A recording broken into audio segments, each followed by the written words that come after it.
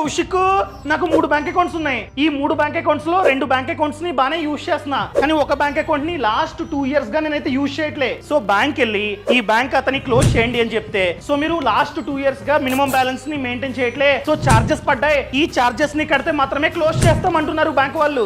నిజంగానే చార్జెస్ కట్టాలా?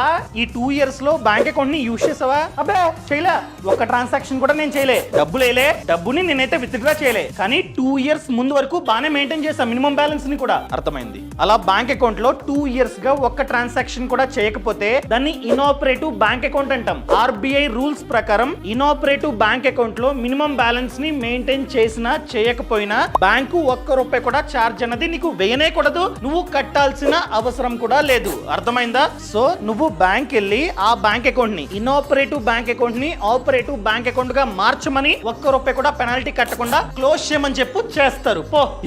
Thank you.